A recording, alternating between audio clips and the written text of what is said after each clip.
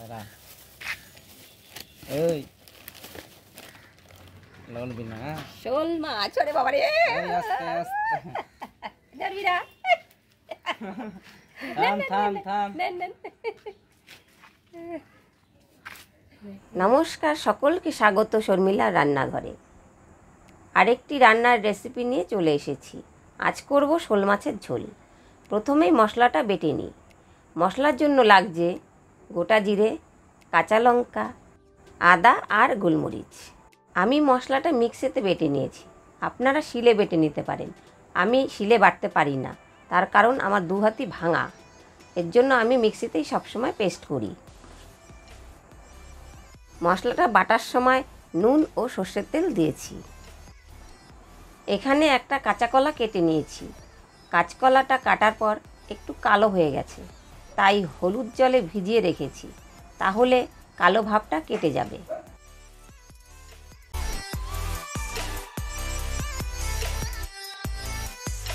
এইবার মাছটায় নুন হলুদ মাখিয়ে নিই, আর কড়াইটাও গরম করতে গ্যাসে বসিয়ে দিয়েছি।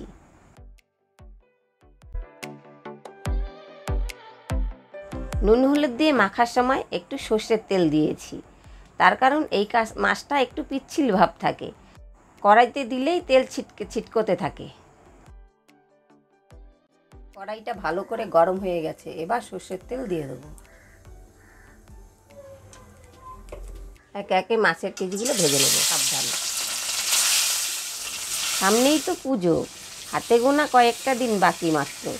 পুজোতে সবাই অনেক নিরামিষ খাবার খাবো, তাই তার আগে একটু হালকা তেল মশলার খাবার খেয়ে পেটটাকে ঠিক রাখতে হবে তো নাকি।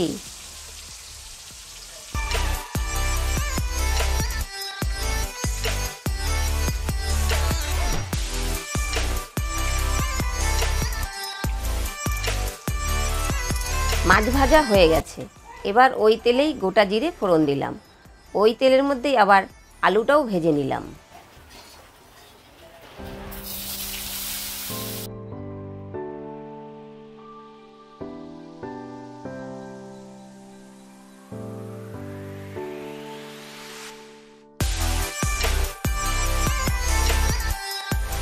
আলুটা লাল লাল করে ভাজা হয়ে গেছে, এবার মশলাটা দিয়ে দিই।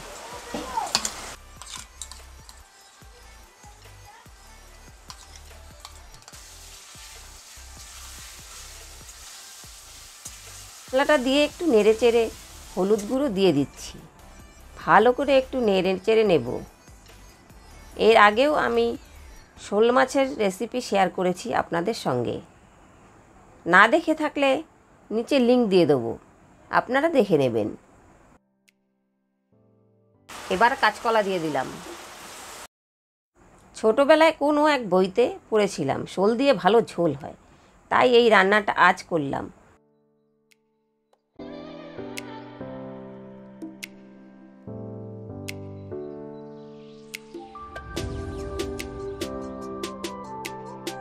সব কিছু ভালো করে কষিয়ে নিয়ে উষ্ণ গরম জল দিয়ে দিচ্ছি। আপনারা খেয়াল করবেন, আমাদের রান্নার মধ্যে সবসময় আমরা একটু উষ্ণ গরম জল ব্যবহার করে থাকি। আপনারাও গরম জলটা ব্যবহার করবেন, দেখবেন তরকারির স্বাদটা বদলে যাবে। এবার একটু স্বাদ অনুযায়ী নুন দিয়ে দিচ্ছি। ঝোলটা ফুটে উঠলে তারপর মাছগুলো দিয়ে দেবো, আর দেবো ধনেপাতা কুচি, আর 5 মিনিট ঢাকা দিয়ে রেখে দেবো।